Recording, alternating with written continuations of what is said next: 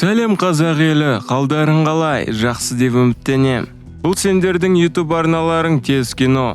Кім арнаға жазылмады, жазылыңдар. Мұнда көптеген қызықты нәрселер бар. Бүгін мен сендерге Ошиноко, идол балалары деп аталатын осы жылдың свежий анимесін айтып беремін. Әйелдер дәрігері Горо есімді гинеколог өзінің сүйікті әншісі Ай Хиросинаның өнер көрсетуін тамашалауда. Ол айдол және осы жұлдыздың нағыз жанкүйері. Оның медбике әріптестері оған Айдың фанаты болғанша, Ханатаның фанаты болмайсың ба деп әзілдейді. Айдың өнерін тамашалай отырып, әншінің қысқа демалысқа шыққаны туралы жаңалықтар көрсетуде. Горо кішкене көңілі түсіп қалады. Кейінірек ол әріптесіне жақында ода Сарина есімді қатерлі ісікке шалдыққан қыз болғанын айтады. Ол да әнші Айды ұнататын. Және қыз қайтыс болғаннан кейін әлде бір танымал әншінің кейпінде қайта туылуы туралы қиялдайтын. Горо оның жақсы болып кететінін және тезірек сауығып кететінін, оның өзі үлкен жұлдызға айналатынын және өзінің оның бірінші фанаты болатынын айтып, оны жігерлендіреді. Сарина өмірден озды. Ол 26 жаста болушы еді. Мен сияқты дейді Горо. Келесі күні оған қаралуға келесі пациент келеді. Бұл оның сүйікті әншісі Ай болып шығады. Ол өз менеджерімен бірге келген. Ол жүктіліктің 20-шы аптасында және егіз болатыны анықталады. Таң қалған дәрігер өз ойын жинақтау үшін палатадан кетуге мәжбүр болады. Бірақ бәрібір оның жүктілігі мен босануына басшылық жасауға келіседі. Ичиго есімді Айдың менеджері оның жұмыс кестесіне байланысты оның жүкті болуына қарсы болды. Горо дәлізде теледидар көріп отқан екі мужиктің әңгімесін тыңдайды. Олардың бірі атақты тұлғалардың ұлы болып қайта туылуды армандайды. Кешке аурухананың төбесіндегі балконға шығады. Оған Ай қосылады. Ол жүкті екен ешкімге айтпауды сұрайды. Өйткені бұл көпшілік пен жанкүйерлерден жасыратын оның құпиясы. Оған көпшілікке өтірік айтуға тура келеді. Бірақ бұл жаңалық емес. Енді ол үшін өтірік махаббаттың ең керемет түрі болып табылады. Және оны тыңдай отырып, Горо оның аман есен босануына көмектесуге уәде береді. Ол мұны өзінің міндеті сезінеді. Ол оны түсінетін санаулылардың бірі. Өйткені ол да Ай сияқты жетім. Күтілетін босану күні жақындағанда және Гороның ауысымы аяқталып жатса да, ол серуендеуден кейін уақыт келгенде оны босандыру үшін оралуға уәде береді. Дәрігер сыртқа шығып, оны Айдың жүкті екенін білетін біртүрлі капюшон киген мужик тоқтатады. Дәрігер одан қайдан білгенін сұрайды да, ағаштардың арасынан артынан жүгіреді. Жартастың басында кенеттен бәрі қараңғылыққа батып, капюшон киген мужик оны итер жібереді.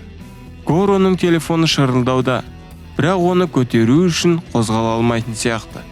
Оған ауруханадан звондап, Айдың толғағы басталған айтқысы келген. Ол уәдесінде тұра алмағанына ашулы. Енді ол ешқашан ота жасамайды. Денесінің айналасы қан. Ал оның соңғы ойы Айға көмектесу керек деген.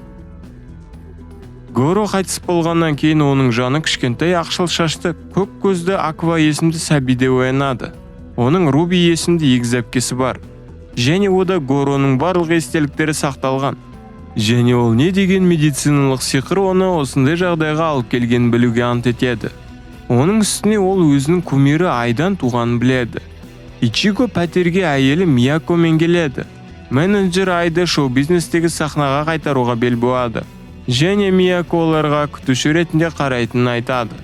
Кейінірек Аква ол больничныйдан шыққаннан бері оның алғашқы қойылымын теледидардан көреді. Ай сұхбатта жазылып кеткен және қазір денсаулығы жақсы екен айтады, бірақ туғанын айтпайды. Руби Акваға қосылады және олар бірге анасына сүйіспеншілікпен қарайды. Рубида да реинкарнация екен. Аква оның Айдың инстаграмын шұқылап жатқанын көріп қояды. Уақыт өз кезегімен өтеді. Мияко балалардың жайлықтарын ауыстыру былай тұрсын, оларға күтім жасауды білмейтініне ашуланады. Ол өз жағдайын пайдаланып, журналистерге Айдың шынымен ана атанғанын көрсететін дәлелдерді сатуды шешеді. Ол телефонымен егіздердің туы туралы куәлігін суретке түсіріп алады. Егіздер мұның бәрін көріп, Аква бір жасында сөйлей алатын қабілетін ашады. Ол Миякоға өзінің құдайдың елшісі екенін айтады. Ол басында бұл әзіл деп ойлады. Бірақ Руби қосылып, оларды Алла тағала жібергенін айтады. Мияко олардың алдында өкінеді. Егіздер оның бақытты өмірін болжайды. Кейінірек Аква Рубидің реинкарнацияға дейінгі өткен өмірінде кім болғаны туралы ойланады. Және бір күні кешке қарындасын жатқызғанда Сарина есімін айтады. Қыз көзін ашады. Руби Акваның өткен өмірінде оның дәрігері Гору болғанын біледі. Бір күні Миякомен сөйлесіп, оның табысы айтарлықтай төмендегенін және олардың аз екенін айтады. Оған Мияко музыкалық топта барлығы әр қатысушы арасында бөлінеді деп жауап береді. Жаңа концерттер іздеп өз бетімен өнер көрсететін кез келді деп ойлайды. Бірақ Мияко мұның сәтті болатынына сенбейді және оны тоқтатады. Егіздер Мияконы анасының келесі концертіне апаруға көндіреді және олар концерт залында оның өнеріне рахаттануда. Концертінің ортасында балаларын байқап, қуанып таңғалғаннан бірнеше секундқа қатып қалады. Көрермендердің барлығы мұны байқайды және бұл видео желіге тарап кетеді. Ода балалар Айға жанкүйер және оның балаларға деген реакциясы. Арада бір жыл өтіп, Ай жұмыс істеп, тіпті егіздердің үндемеу анты телехикаясында кішігірім рөлге ие болады. Мияко типа өз балаларымен Айдың түсірілім алаңдарына барады. Аква дәлізде әйгілі режиссерді кездестіріп, сасқалақтап, жолда кесе көлденең тұрғаны үшін кешірім сұрайды. Режиссер Акваның қабілеттері мен түріне қарап, оған визиткасын беріп, киноға түсуге шақырады. Бірақ Аква тек Ай туралы, түсірілім алаңында оның қалай жұмыс істеп жатқанын сұрайды. Режиссер оған қысқаша, экран уақытын алу саясаты әртүрлі болатынын, және успешқа кез келген адам жете алмайтынын айтады. Кейінірек үйде Ай егіздермен бірге фильмнің премьерасын көреді, және олар анасымен өте аз көріністі көрсеткеніне ашуланады.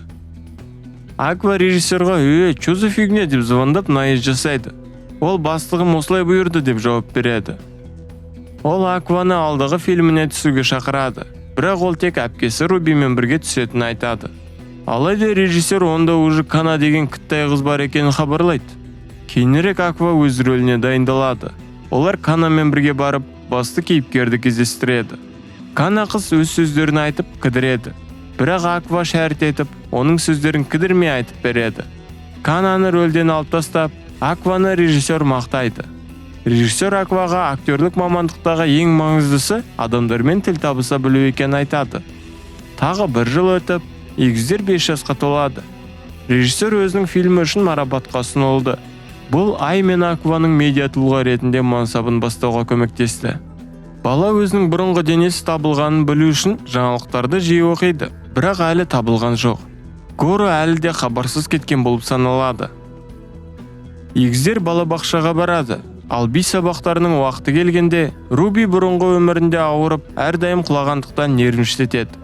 Алайда оған хореографиямен дұрыстап шұғылдану керек. Ай би көрінісіне қосылуды сұрап, оған би үйретеді. Рухы көтерілген Руби қимылдарды өзі орындауға тырысады, және оны жел ұшырғандай құлайды.